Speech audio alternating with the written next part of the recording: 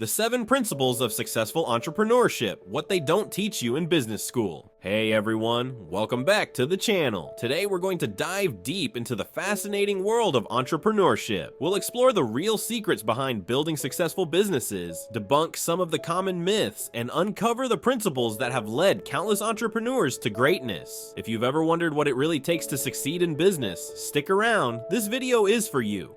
The entrepreneurship myth. Let's start with a common myth that many of us have been taught. You need a perfect business plan to succeed. How many times have we heard this? Business schools and even many entrepreneurship courses focus heavily on drafting the perfect business plan. They say it's the secret to success, the ultimate blueprint that guarantees profitability. But is that really the case? Well, let's take a step back and look at the data. Studies show that 49 out of 50 businesses start without a formal business plan. Some of the world's most successful companies, Amazon, Apple, Facebook, they didn't follow the conventional route of spending years developing elaborate plans before launching.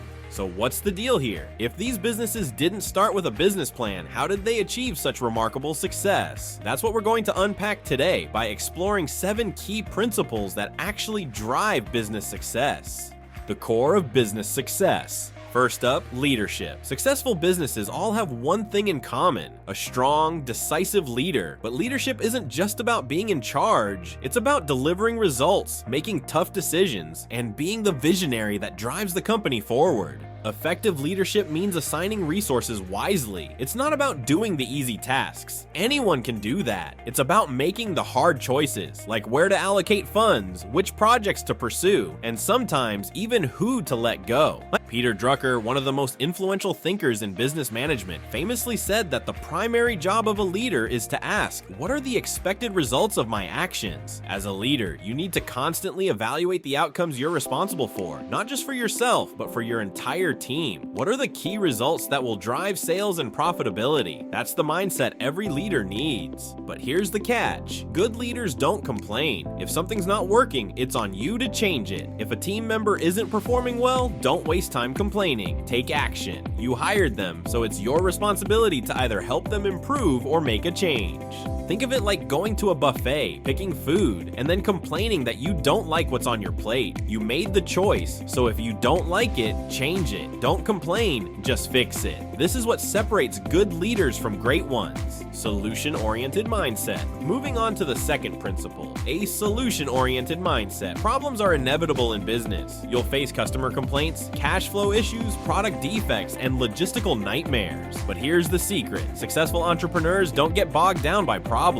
Instead of wasting time asking who messed up or how did this happen, successful business leaders ask, what's the solution? The key is to stay calm, think clearly, and focus on fixing the issue at hand. My friend once told me something that stuck with me. Leadership is the ability to solve problems. And I'll take it one step further. Your success in life is directly tied to how well you solve problems. Think about it. Every problem has a solution, and the faster you can switch from problem mode to solution mode, the more successful you'll be. The best leaders remain intensely solution focused. They don't waste time playing the blame game or wallowing in frustration. Instead, they ask, what's the next step? Quality product or service, the backbone of success. The third principle, and arguably one of the most critical, having a great product or service. No amount of marketing, sales tactics, or fancy tricks can compensate for a bad product. The best businesses are obsessed with quality. Here's a fascinating example. Incord magazine publishes a list every year of the 500 fastest growing companies in the US. The Inc. das 500. A few years ago, they analyzed the common factor among these businesses, and do you know what they found? Every single one of them was laser focused on quality. These companies weren't just growing fast, they were growing because they put the customer first and made sure their products were exceptional. So what does this mean for you? It means that 90% of your business success will come down to one thing: having a great product. If you don't have that, nothing else matters. No amount of advertising can save a bad product. Look at companies like Apple. When they launched the iPhone, people camped out on sidewalks just to get their hands on one. Why? Because the product was great. People didn't just buy it, they showed it off to their friends. They became ambassadors for the product, and that's the kind of impact you want to have with your business. Customer obsession, the ultimate key to growth.